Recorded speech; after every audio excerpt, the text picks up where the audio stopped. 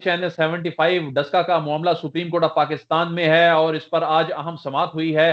अगरचे पाकिस्तान तहरीक इंसाफ की फौरी रिलीफ की जो दरख्वास्त थी कि इलेक्शन कमीशन ऑफ पाकिस्तान का हुक्म मुअत्तल कर दिया जाए, वो तो मुस्तरद हो गई, लेकिन जज साहिबान के जो रिमार्क्स थे वो बहुत अहम थे, खसूसन इस बेंच की सरबराही करने वाले ऑनरेबल जज जस्टिस उमर अताब बंदियाल साहब के जो रिमार्क्स थे।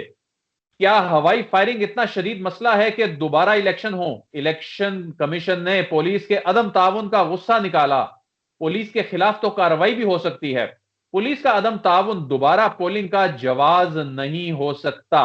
जस्टिस मुनीब अख्तर साहब ने कहा कि दोबारा इलेक्शन का हुक्म मुअत्तल कर भी दें तो कुछ नहीं होगा, बेहतर है अभी ऐसे ही चलने दें। जस्टिस उमर अता बंदियाल साहब ने कहा कि अभी ऐसे ही चलने दें। इमरान साहब, ये जो रिमार्क्स आए मीडिया पर रिपोर्ट हुए, ये बड़े अहम रिमार्क्स हैं, लेकिन इन रिमार्क्स का कोई कॉन्टेक्स्ट भी होगा, क्योंकि जो रिमार्क्स हैं ये तो बता रहे हैं कि जी इलेक्शन कमीशन ने पुलिस का अदम ताउन जो है उसका गुस्सा निकाल दिया। यानी जो इलेक्शन कमीशन की प्रेस रिलीज में इंतजामिया के अदम ताउन का शिकवा था, गुस्सा था, क्या इसका यह मतलब है कि फैसले में वो रिफ्लेक्ट हुआ कि उन्होंने फोन शोन नहीं उठाए? ये मामला क्या है? अदील देखें, ये जो रिमार्क्स आपने अभी पढ़े हैं ना, ये वो रिमार्क्स हैं जो आज की अदालती कार्रवाई के इख्तिताम पर कहे गए हैं। और ये ऐसे रिमार्क्स हैं जो पाकिस्तान तहरीक इंसाफ के लिए हौसला अफजा रिमार्क्स हैं। एक जो आपने बात की कि जो हुक्म इम्तना की दरखास्त है कि इलेक्शन कमीशन के फैसले को सस्पेंड कर दिया जाए, लेकिन अदालत ने वो इस्तदा मुस्तरद कर दी और आज तीसरी मरतबा ये इस्तदा मुस्तरद हुई है। इस पर मुस्लिम लीग नवाज वाले खुश होते हैं कि देखें इलेक्शन कमीशन का फैसला सुप्रीम कोर्ट सस्पेंड नहीं कर रही, इसे पता करार देते हैं। हालांकि ये इतनी कोई बड़ी बात नहीं है। इलेक्शन कमीशन सुप्रीम कोर्ट से वो इसलिए कहते हैं वकील कि अगर आपने फैसला करना ही है, दूसरी जानिब के वकला को सुनना ही है, तो जब तक दूसरी जानिब के वकला को आप नहीं सुनते तो आप इलेक्शन कमीशन के फैसले को सस्पेंड कर दें, ताकि जो उम्मीदवार हैं उन्हें भी पता चले कि अभी फैसला सस्पेंड हो चुका है इलेक्शन कमीशन का। और कंपेन जो वो चलाना चाह रहे हैं, क्योंकि 10 अप्रैल की तारीख इलेक्शन कमीशन ने दे दी है, 10 अप्रैल को रीपोल होना है, तो वो तमाम चीजें स्टैंड स्टिल हो जाए, तो सिर्फ इसीलिए रिक्वेस्ट की जाती है। और जो जस्टिस मुनीब अख्तर साहब या जस्टिस उमर अता बंदियाल बात कर रहे हैं, वो बिल्कुल दुरुस्त है कि इस मामले को इसी तरह से चलने दें। और शायद अदालत जो है इस केस का फैसला जो है फौरी करना चाहती है। अगर इस केस को लंबा चलाना होता तो शायद इस फैसले को, इलेक्शन कमीशन के फैसले को, 25 फरवरी के फैसले को शायद पहली समाअत पर सस्पेंड कर दिया जाता। अब जो मैंने पहले बात की, जो आप रिमार्क्स बता रहे हैं, बिल्कुल ये जस्टिस उमर अता बंदियाल की जानिब से, जस्टिस मुनीब अख्तर की जानिब से दिए गए हैं, लेकिन ये वो रिमार्क्स हैं जो अदालती कार्रवाई के इख्तिताम में कहे गए। आज जब अदालती कार्रवाई का आगाज होता है, अदालती कार्रवाई की इब्तिदा होती है, तो इब्तिदा में सबसे पहले तो आज बेंच भी तब्दील था। आखिरी समाअत में आप भी सुप्रीम कोर्ट में हमारे साथ थे, जस्टिस उमर अता बंदियाल थे, उनके साथ काजी अमीन साहब थे, जस्टिस मज़ाहिर अली नकवी साहब थे। लेकिन आज नया बेंच था। आज जस्टिस उमर अता बंदियाल के साथ जस्टिस सजाद अली शाह और जस्टिस मुनीब अख्तर को शामिल किया गया था, क्योंकि दीगर जो जजेस थे वो दस्तयाब नहीं थे, तो इसलिए एक नया बेंच बनाया गया। आज जब अदालती कार्रवाई का आगाज हुआ तो सबसे पहले तो बताया, मामून वकील ही पेश हुए सलमान अकरम राजा के कि उनको कोविड हो गया है और वो पेश नहीं हो सकते, और अदालत से इस्तदा की कि आप उन्हें जूम पे ले लें। तो जस्टिस उमर अता बंदियाल ने कहा कि हम 10:30 इस केस को लेंगे, अभी हम बाकी केसेस सुन लें, फिर इस केस को आगे चलाते हैं। तो 10:30 से पहले ही, यानी 10 बजे ही अदालत ने दोबारा से इस केस को टेकअप कर लिया। और सबसे पहले जो बात की गई जस्टिस उमर अता बंदियाल की जानिब से, मैं आपको एग्जैक्टली पढ़ के सुना देता हूँ।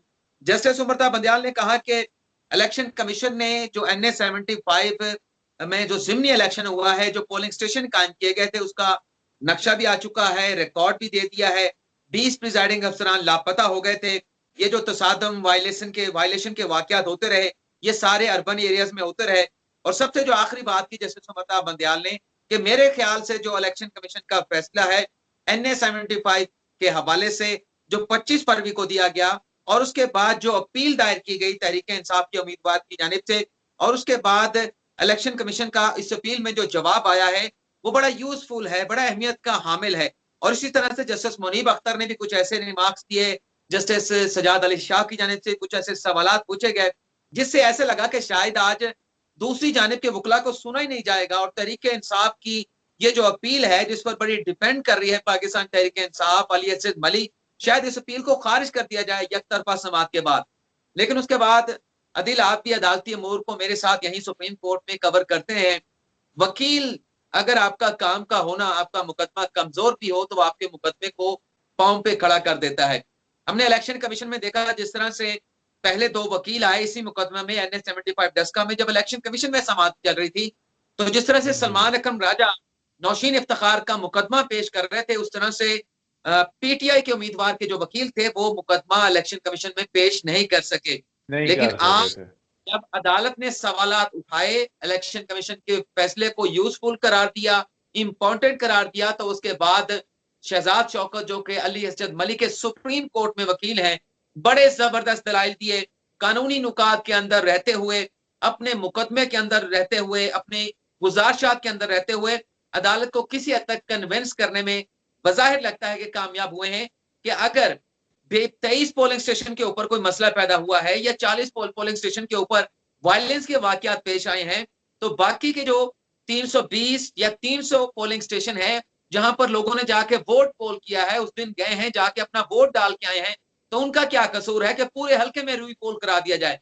तो आज मैं ये कहूंगा कि वकील की जो है वो बड़ी अहमियत होती है, बल्कि इसी वीडियो के जरिए जो आम लिटिगेंट होते हैं उन्हें भी मैं ये कहना चाहूंगा कि अगर आपका कोई मुकदमा है, आप अदालत में कोई लिटिगेशन में जाना चाहते हैं, तो वकील का इंतखाब आपको सोच समझ के करना चाहिए जो आपका मुकदमा अदालत में जाके लड़ सके।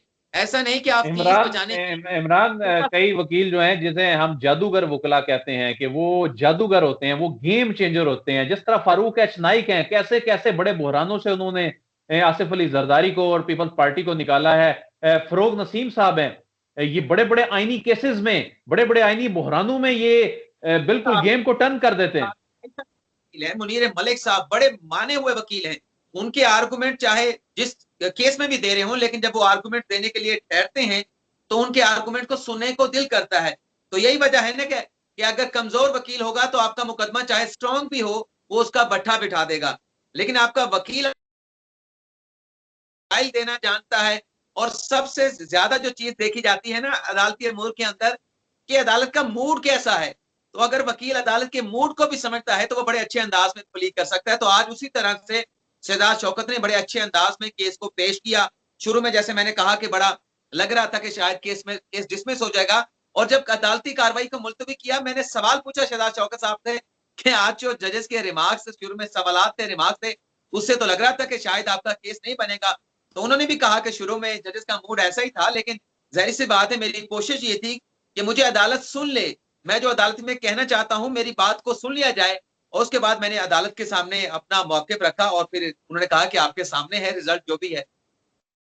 इमरान, ये बताएं कि जो ऑनरेबल उमर अता बंदयाल साहब जो हैं, जज साहब हैं, उनके जो ये रिमार्क्स हैं कि पुलिस का अदम ताउन दोबारा पोलिंग का जवाज नहीं हो सकता, उन ये चीजें क्या आने वाले वक्त में फैसले में भी रिफ्लेक्ट हो सकती हैं, या ये जस्ट एक सवाल के अंदाज में उन्होंने कर दिया, वो कुछ इस्तफसार करना चाह रहे थे, या आप समझते हैं कि इसकी बड़ी अहमियत है इन रिमार्क्स की?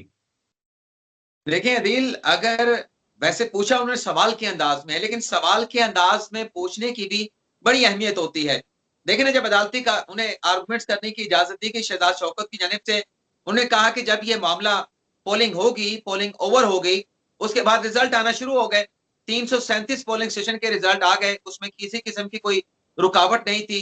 23 पोलिंग स्टेशन के रिजल्ट नहीं पहुंचे, तो नौशीन इफ्तिखार ने जो पहली दरखास्त दी वो 23 पोलिंग स्टेशन के हवाले से थी, 20 फरवरी को दिन कोई 3:30 बजे। और उसके बाद फिर शहजाद शौकत ने कहा कि 2 घंटे के बाद जो है नौशीन इफ्तिखार एक नई दरखास्त देती हैं, उसमें 36 पोलिंग स्टेशन का जिक्र किया जाता है कि 36 पोलिंग स्टेशन के नताइज के हवाले से भी उन्हें शकूक व शुबहात हैं, क्योंकि वहां पर पोलिंग जो है वो स्लो की गई है। लेकिन शहजाद शौकत ने कहा कि 36 पोलिंग स्टेशन के हवाले से नौशीन इफ्तिखार ने अपनी एप्लीकेशन में ये नहीं लिखा कि वहां पर वायलेशन हुआ है। इसी तरह से उन्होंने अदालत को आज ये भी बताया शहजाद शौकत ने कि जो DRO की रिपोर्ट है, उसकी रिपोर्ट में कहीं किसी भी पोलिंग स्टेशन के हवाले से जिक्र नहीं किया गया कि वहां पर कोई वायलेंस का वाकया पेश आया है, वहां पर कोई तसादम का वाकया पेश आया है।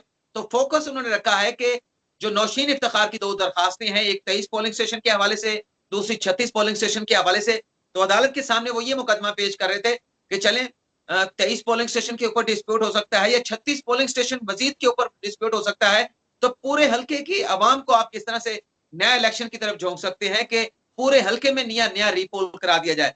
और उससे हटके जजेस ने कुछ सख्त सवाल भी पूछे हैं, लेकिन जस्टिस मुनीब अख्तर ने बड़ा जबरदस्त सवाल पूछा। मैं वहां पर जाता हूं। जस्टिस मुनीब अख्तर ने यह सवाल पूछा कि क्या इलेक्शन कमीशन की जानिब से रीपोल कराने के हवाले से, पूरे हल्के में रीपोल कराने के हवाले से इलेक्शन कमीशन की जानिब से कोई नोटिस दिया गया था? अगला उन्होंने सवाल यह किया कि क्या इलेक्शन कमीशन खुद से, जब इलेक्शन कमीशन ने, क्योंकि शहजाद शौकत ने अदालत की ये बात इल्म में लेकर आए कि जो इलेक्शन कमीशन ने नोटिस दिया था वो सिर्फ 23 पोलिंग स्टेशन के हवाले से नोटिस दिया था, और इलेक्शन कमीशन ने नौशीन इफ्तिखार को नोटिस दिया, अली असद मलिक को नोटिस दिया कि 23 पोलिंग स्टेशन के नताइज की तस्दीक करना है तो इसके ऊपर इलेक्शन कमीशन में अदालत लगेगी, अवामी समाअत होगी। तो जस्टिस मुनीब अख्तर ने सवाल पूछा कि एक मरतबा जब आपने 23 पोलिंग स्टेशन का नोटिस दे दिया इलेक्शन कमीशन ने, तो उसके बाद क्या इलेक्शन कमीशन खुद से उस नोटिस में एक्सटेंशन कर सकता था, उसमें वुसअत कर सकता था, उसमें तौसीक कर सकता था? जस्टिस मुनीब अख्तर ने यह कहा कि आर्टिकल सेक्शन 9 है इलेक्शन एक्ट 2017 का, वो बड़ा वाज़ेह है। लेकिन उसके साथ साथ उन्होंने कहा कि अगर मामला इलेक्शन ट्रिब्यूनल में चला जाता है तो आर्टिकल 225 का इतलाक होता है और ज्यूरिसडिक्शन जो है वो आर्टिकल 226 की शुरू हो जाती है। लेकिन उससे पहले 60 रोज पहले जो है वो इलेक्शन कमीशन का अख्तियार होता है। लेकिन देखना यह है, जस्टिस मुनीब अख्तर ने कहा, क्या इलेक्शन कमीशन खुद से ऐसा कर सकता है, अपनी ज्यूरिसडिक्शन को बढ़ा सकता है जब एक मरतबा आपने 23 पोलिंग स्टेशन का नोटिस जारी कर दिया? और उसके साथ साथ यह भी देखना है कि क्या कोई एप्लीकेशन इलेक्शन कमीशन के सामने कि पूरे हल्के में रीपोल होना चाहिए, ऐसी कोई एप्लीकेशन इलेक्शन कमीशन के सामने पेश भी की गई, नहीं पेश की गई? इमरान साहब, आप भी उस दिन इलेक्शन कमीशन में थे, मैं भी इलेक्शन कमीशन में था, और जब ये फैसला आया तो क्या आप एक्सपेक्ट कर रहे थे कि ये पूरे हल्के का इलेक्शन उड़ जाएगा, या सिर्फ 20 या 14 या 36 पोलिंग स्टेशन तक बात रहेगी? क्या आप के लिए हैरानी की बात थी या नॉर्मल आपको लगा ये? मैं इसमें आपको दो चीजें बताता हूं। एक तो जो आपने सवाल पूछा इसका जवाब भी देता हूं, और उससे हटके के मुसम्मिक नवाज क्या चाह रही थी जब ये एप्लीकेशन इलेक्शन कमीशन में नौशीन इफ्तिखार ने सलमान अकरम राजा की जानिब से दायर की, तो वो 23 पोलिंग स्टेशन यही जो डिस्प्यूटेड थे, ये मुझे मेरे सोर्सेज की जानिब से बताया गया, और 36 पोलिंग स्टेशन की वो एप्लीकेशन जो उन्होंने बाद में आरओ को दी थी, वो भी इसी दरखास्तों के ऊपर चाह रही थी कि 23 वो और 36 ये मिला के 59 पोलिंग स्टेशन के ऊपर जो है अगर रीपोल हो जाता है तो हमारे लिए वेल एंड गुड हो जाएगा, ये हमारी जीत होगी। और मैं जिस तरह से वो समाज चल रही थी, पहले तो जैसे कि मैंने अभी जिक्र किया थोड़ी देर पहले कि वकील बड़ा माठा था जो अली असद मलिक की जानिब से इलेक्शन कमीशन में पेश हुआ, जिस तरह केस ही नहीं लड़ सके अली असद मलिक, उधर इलेक्शन कमीशन में अपना केस बिल्ड ही नहीं कर सके। वो बिल्कुल वो डिफेंसिव पोजीशन में भी सही तरह से वो उनका वकील जो है वो केस ही नहीं लड़ सका। तो एक तो ये नुकसान हुआ, लेकिन इसके बावजूद मैं एक्सपेक्ट कर रहा था कि शायद पार्शली पोलिंग स्टेशन के ऊपर इलेक्शन कमीशन हुक्म देगा, 60 पे दे देगा, 70 पे दे देगा या 90 पे दे देगा। और वाकई मेरे लिए हैरानकुन था कि इलेक्शन कमीशन ने पूरे हल्के में रीपोल कराने का हुक्म दिया। अब सुप्रीम कोर्ट में समाअत चल रही है यहाँ पर अब तक की जो समाअत है, वैसे तो वन वे ट्रैफिक चल रही है। अभी तो अली असद मलिक के वकील दलाइल दे रहे हैं, तो अभी तक तो यही लग रहा है जजेस के मूड से कि शायद अदालत जो है वो पार्शली पोलिंग की तरफ ही जाएगी, क्योंकि जस्टिस उमरता बंदयाल के जो रिमार्क्स आपने पढ़े हैं, जब शहजाद शौकत ने अपना केस बिल्ड कर लिया, कानूनी नुकात के ऊपर अदालत को असिस्टेंट फराहम कर दी, तो उसके बाद फिर अदालत का जजेस का मूड जो है वो तब्दील हुआ है, खास तौर पर जस्टिस उमरता बंदयाल का। तो यहाँ पर भी अभी तक की कार्रवाई के मुताबिक मुझे लग रहा है कि अदालत पार्शल पोलिंग की तरफ ही जाएगी, चाहे वो 23 पोलिंग स्टेशन हो, चाहे वो उसमें मजीद पोलिंग स्टेशन अदालत शामिल कर लेती है। पूरे हल्के के हवाले से मुझे अब तक नहीं लग रहा कि इलेक्शन कमीशन का फैसला जो है वो सस्टेन रहेगा। लेकिन देखना यह होगा कि क्योंकि आज अदालत में आजम नजीर तारड़ पेश हुए थे, सलमान अकरम राजा का कोरोना टेस्ट पॉजिटिव आ चुका है, वो 15 दिन तो क्वारंटीन में चले गए हैं, लेकिन अदालत में इस्तदा यह की गई है कि जूम पे उन्हें ले लिया जाए। और अदालत ने कहा है कि हम इंतजाम करते हैं कि जूम पर जो सलमान अकरम राजा के दलाइल हैं उन्हें सुन लिया जाएगा, और अगर सलमान अकरम राजा को मौका मिलता है जूम पर आर्गूमेंट्स करने का, तो फिर देखना यह होगा कि इलेक्शन कमीशन में तो उन्होंने अपना केस बिल्ड कर लिया, वहां पर दूसरी साइड के वकला तो कमजोर थे, यहाँ पर शहजाद शौकत बड़े जबरदस्त दलाइल दे रहे हैं, तो उनकी मौजूदगी में सलमान अकरम राजा अपना केस जो है वो इस 3 रुकनी बेंच के सामने किस तरह से बिल्ड करते हैं। अब तक की सूरत हाल बता दी, आगे की क्या सूरत हाल बनती है, सलमान अकरम राजा क्या दलाइल देते हैं, और फिर जवाब में शहजाद शौकत जो है सलमान अकरम राजा के दलाइल को किस तरह से कवर अप करते हैं, ये तो फिर आइंदा आने वाले दिनों में पता चलेगा। बहुत बहुत शुक्रिया इमरान वसीम साहब। सलमान अकरम राजा तो जूम पर अदालत में दलाइल देंगे और आपने स्काइप पर हमें इस पूरी अदालती कार्रवाई से मुतल्लिक बड़े ही बेहतरीन अंदाज में आगाह किया। इमरान साहब बहुत बहुत शुक्रिया। नाजरीन अब कभी तक के लिए इतना ही। अदील बड़ाइच को इजाजत दीजिए, आपसे फिर मुलाकात होगी। अल्लाह हाफिज।